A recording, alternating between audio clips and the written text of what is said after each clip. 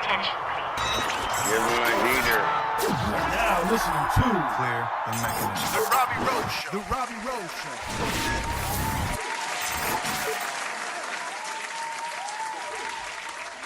All right. I think we're on.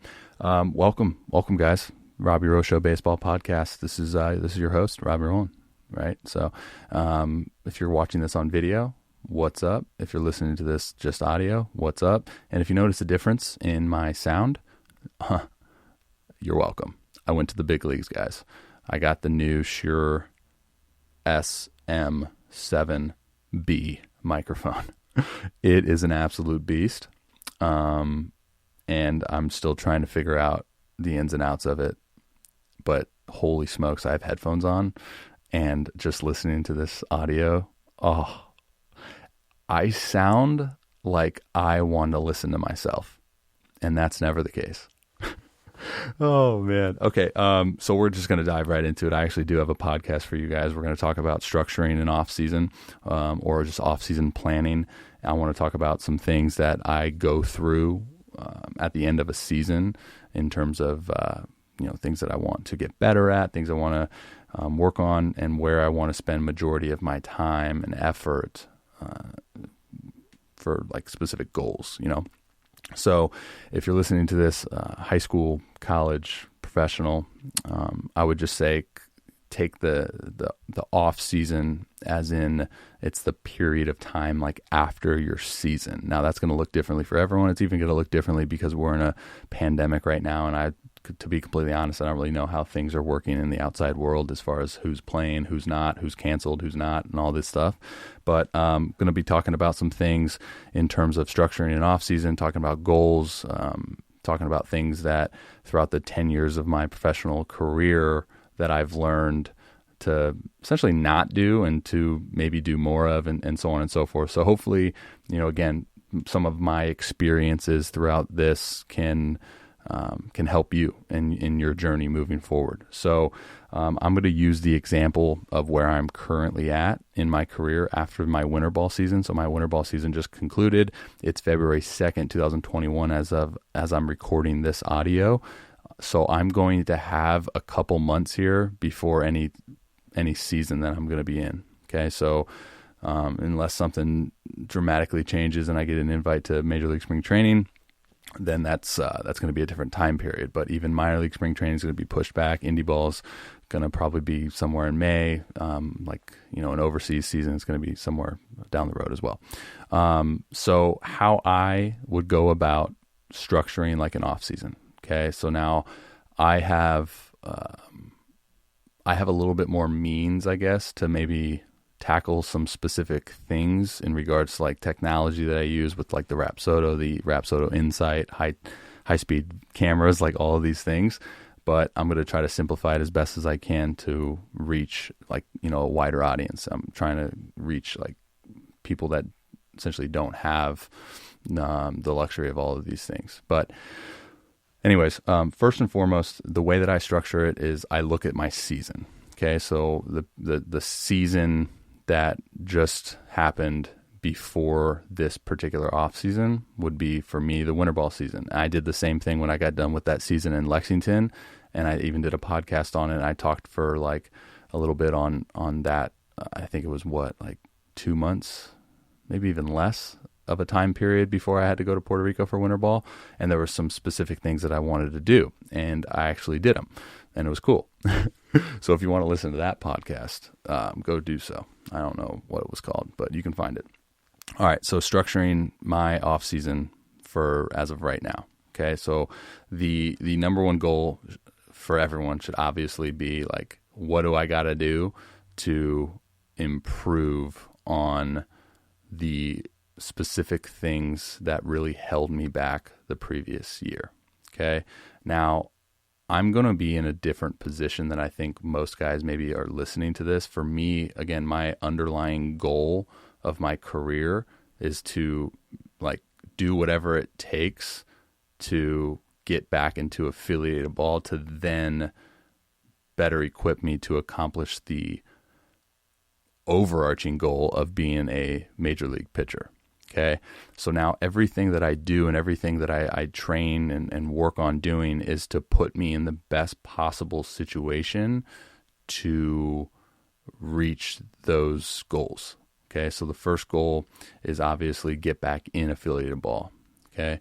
And then with that comes the other goal of being on a major league team, impacting a major league team organization. Right. So now again, everything now moving forward for me is going to be tailored to making me a pitcher that's now better equipped to accomplish the goal of getting back in. Hopefully that makes sense. Basically what I mean is like my goal is to get as dominant as possible. Okay. So I would say like during winter ball, I was dominant, right? There was times that I was dominant. Now looking back at my season, were there things that I could have done to be more dominant? Absolutely. I would really like my strikeout totals to be higher. I would really like my hits per 9 to be lower. There's things that I think that I have to do to get back in from a perception standpoint of being like dominant, almost kind of like that, oh, this guy's making it look easy type thing, right? And now let me just write this down, okay? So we have the overarching goal for me in my career, and now you guys can do the same thing on your own, like with your own career, wherever you're at, okay? Be realistic. So off-season planning, again, putting yourself in a better possible situation, moving forward in your development to be better than you were the previous year. So now what I would do is I would go, okay, now overarching goal of the entire process is to make an impact on a major league team. Basically, like I would put MLB at the top. Now under that, I go, okay, now I need to get back into affiliated ball, right? Because I'm a free agent. So I need to say, all right, now the second goal is to get back to affiliated. Now, again, everything that now I do from a training aspect and a development aspect is to help me reach those goals, okay? So now I would look at my season and I would go, okay, great season, good job, pat on the back, take a day, whatever. Now it's like, all right, what did I do that I think I could do better at? And what did I do that I really just need to either scrap it or like move on from maybe like a pitch development standpoint or so on and so forth. So I would say the number one thing for me is going to be like the strikeout total. Okay. So anyone that's been through the process of trying to get picked up as a free agent, obviously stuff is extremely important, right? So like I would say that my stuff right now is in a good, there's always room to improvement. Again, I'm trying not to be a perfectionist here, but the stuff for me during winter ball was I was satisfied with it. Let's say that. Now, I think when I put strikeouts as like number one, the sub components of that single goal is to now take a look at my repertoire, my arsenal. Okay. So we're going to go from like a physical and a mental standpoint because I look at physical and mental training both equal essentially. So when I say strikeouts as like my number one thing moving forward, right? So whatever season that I approach next, I want to be better at missing bats and striking people out. That's what like we look at dominance factor. Okay. So when I look at like the two subcomponents of that, I see the physical repertoire, right? My physical arsenal. Now, there's always going to be things in that need improvement, and then we can kind of go down the list as you can kind of picture in our graph. So if I say strikeouts, I go first tally under that is, okay, so from the physical side, it would be fastball velocity. So we'll go FB velo, because we know that the higher the velo is, the more probability of striking someone out is. So fastball velo and fastball elevated consistency. Okay. So when we look at my fastball from a data analytical standpoint, we see that it can play extremely well up in the zone given the metrics on it, right? So we look at like the spin efficiency, we look at the vertical movement, we look at the horizontal, like we look at all of that. I've broken that down on multiple podcasts. You can check that out. Jeremy Machino, my pitching data analytical consultant. That's a mouthful. He's been on the show a couple times talking about that. So when I say strikeouts, now I have a couple kind of subcategories. As I mentioned, fastball velo. Okay, so my fastball velo in winter ball, I think it was like, let's say average, maybe 93, 94, 93.5 was average. I would top it like 6, I believe.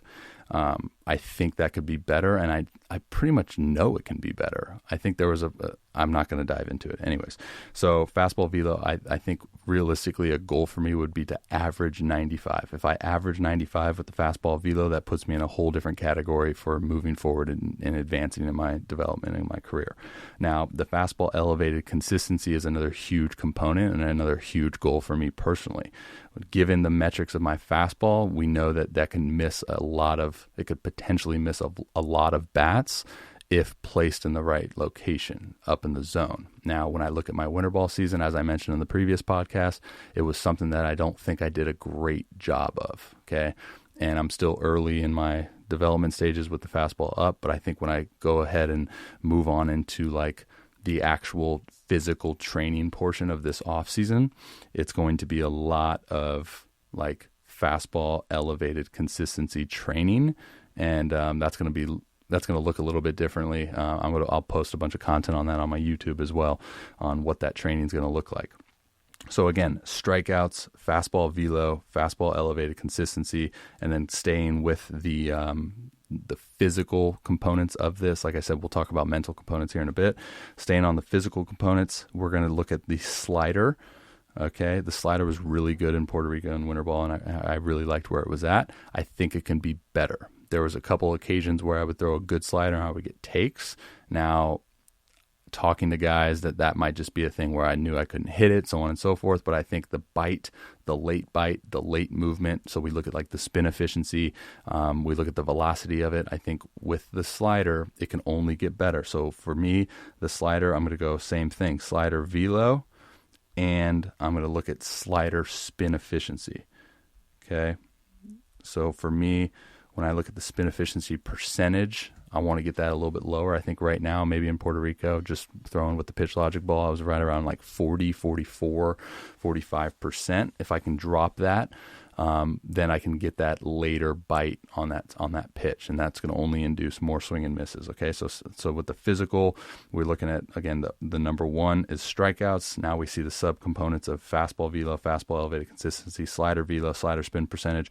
And now, in order to, I would say, for me to get more strikeouts, I look at a third offering. And for me, I think the third offering of the curveball is going to be the thing that really takes me to the next level. Now, I didn't throw the curveball much in winter ball, but when I look at the curveball and I think about all the things that it could potentially set up, I don't want the curveball for necessarily a strikeout pitch. I don't think it's got that profile, but something that I can throw early in counts that make my fastball better and make my slider even better, then that's a huge, huge benefit for me.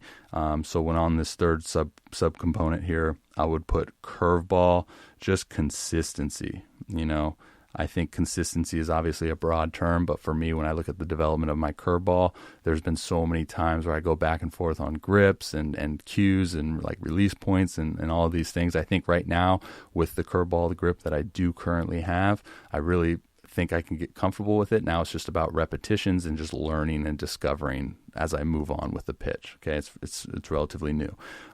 So boom, curveball consistency. So now staying on number one with the strikeouts, and we see the three subcomponents of like fastball, slider, curveball. Now from the mental component, so I put a lot of stock in like the mental emphasis of this is learning how to like sequence and learning how to better give myself an opportunity to get those strikeouts by the sequencing aspect of all of this. Okay. So, when I look at sequencing of the arsenal, I'll have to go back. This is kind of how obsessed I am with this process. I'll go back and look at a lot of the game footage from my winter ball season, and I'll just kind of play around, with like sequencing. Look at how the hitters responded to this type of sequence. How did my stuff fare when I sequenced it X way? And then see when my stuff like obviously played if I had a really good, successful at bat, what was the sequence there that must have been beneficial. Maybe I can put that in the back pocket and so on and so forth. So there's obviously a lot that goes into it. So, now moving on, this is where I'm going to kind of conclude this, because I want to talk about a specific thing that I didn't do great. Actually, I was terrible at this when I was young in my career. I'm going to leave it at this one piece. Okay. So the one thing, strikeouts, right? So like that's the off-season structure for me. And now, as you heard, there's a lot of things that go into that. But something that I was terrible at early in my career was like I was so what was the word? Perfectionist. I mean, I still am, but like I would have a season, okay? So I would have a season, I would learn all of these things about myself, and I would be like, oh man, I want this, and I want that, and I want to do better at this, and I want to do better at that. And I wouldn't take any victories away from the season. Everything was like a thing to work on. And so when I would structure my off seasons, early in my career, there was like 20 things that I was trying to do. And then when it came time to train on those specific things, I would get into that bad habit of trying to do like a little bit of 5 different things, and I wouldn't get anywhere with that, right? So from a development standpoint, you can see that is really not a great way to approach skill acquisition, right? Because you're not spending a lot of time. It's like if someone was 14 and they're trying to throw 10 different pitches and they have a 20 pitch bullpen to get better, it's like, well, you're probably not putting yourself in a great spot to improve any of those pitches, right? So for me, it's always going to come down to like intentional, right? What is the lowest hanging fruit that will get you one step closer to accomplishing your goal? All right. Now, this goes without saying, this isn't for anything from a strength training aspect. This is all just like baseball related stuff. Okay. So in regards to all of these things, like strength training is always going to be a component of that. Mobility training, like taking care of my body, is going to always be an underlying factor to help me accomplish these goals, right? Like that goes without saying. I need to obviously get stronger. I was pretty disappointed in my training habits when I was in Puerto Rico. Not a lot of strength training, lost a lot of strength, and that could have been definitely a reason why I would say maybe I looked at my fastball velo being a little bit down.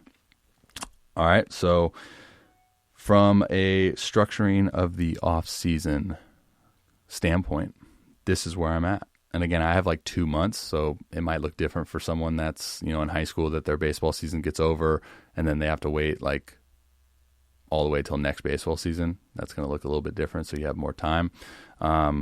But yeah, I'm excited to tackle this. Now, the kind of modalities that I'll use, if you will, when we look at the fastball velo, there's a whole list of things that I do from a velocity development standpoint. You can see all of that content. I've already published a ton of it. That's on my website, therobbyrowshow.com, in regards to velocity development, how I approach that for off seasons.